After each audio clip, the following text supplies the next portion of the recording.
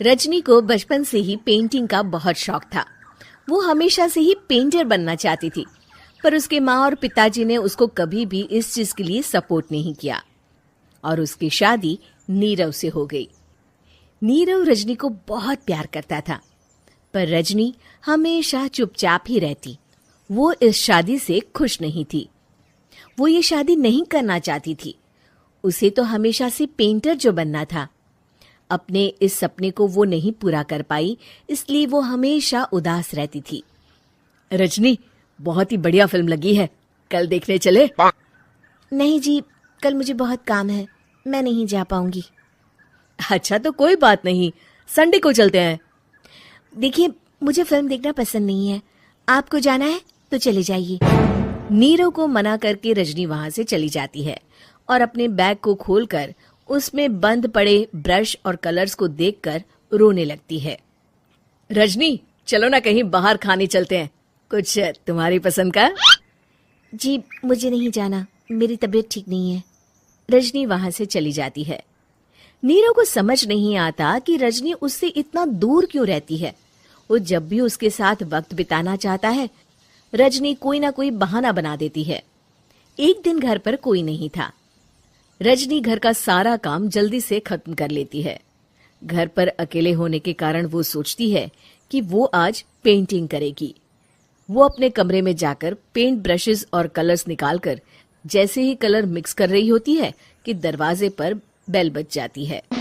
अब कौन आ गया इस वक्त? इतनी मुश्किल से तो मुझे पेंट करने का मौका मिला है। रजनी दरवाजा खोलती है तो उसकी सास अपनी सहेलियों के साथ खड़ी होती है और सब घर के अंदर आ जाते हैं। अरे बहू, सबको शरबत बनाकर पिला दे, बाहर तो बड़ी गर्मी है। उफ। जी। रजनी पेंट ना कर पाने से उदास हो जाती है। उसे गुस्सा भी आ रहा होता है कि उसने इस शादी के लिए हाँ क्यों कह दी। वो रसोई में जा रही होती है कि उसकी सास उसे रोकती है।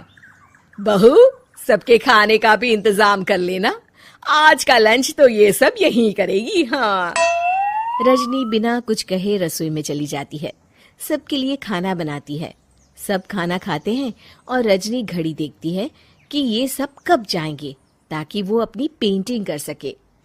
जब शाम होती है तब सब चले जाते हैं अपने घर।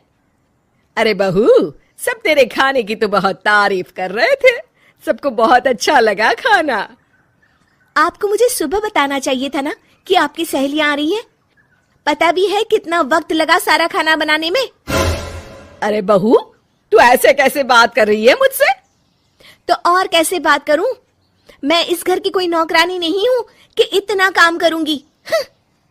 रजनी अपने कमरे में जाकर दरवाजा बंद कर लेती है। शाम को जब नीरव आता है तो उसकी माँ उसे पूरी घटना के बारे में बताती है। क्या रजनी ने आपसे इस तरह बात की माँ? हाँ, और पता नहीं उसे क्या हो गया है, शाम से बाहर भी नहीं आई है। मैंने तो कई बार आवाज दी, खाना भी नहीं खाया उसने। तू ही बात करके देख ले बेटा। नीरव अपने कमरे का दरवाजा खटखटाता है। रजनी, दरवाजा खोलो, मैं हूं। रजनी दरवाजा खोलती है और फिर वापस जाकर अपने बिस्तर पर लेट जाती है।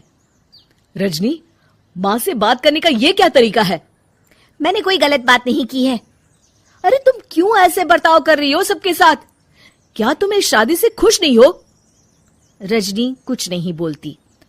अरे बताओ मुझे रजनी, क्या ये शादी तुम्हारी मर्जी के खिलाफ हुई है? हाँ, मैं ये शादी कभी नहीं करना चाहती थी। तुमसे क्या, मैं किसी से भी शादी नहीं करना चाहती थी। रजनी रोने लगती है। चुप हो जाओ रजनी, बताओ मुझे, तुम क्यों नहीं करना चाहती थी शादी? रजनी बेड के नीचे से अपने पेंटिंग्स, कलर्स, ब्रश, पेपर्स निकालती है। इतने में उसकी सास भी कमरे में आ जाती है। ये देख रहे हो, ये थे मेरे सपने। मैं पेंटर बनना चाहती थी, पर माँ पापा ने कभी सपोर्ट नहीं किया और मेरी शादी करवा दी। मेरे सारे सपने टूट गए। हर वक्त बस गुस्सा आता रहता है मुझे।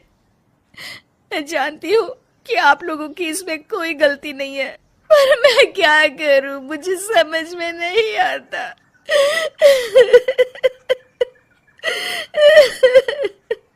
रजनी फूट फूट कर रोने लगती है।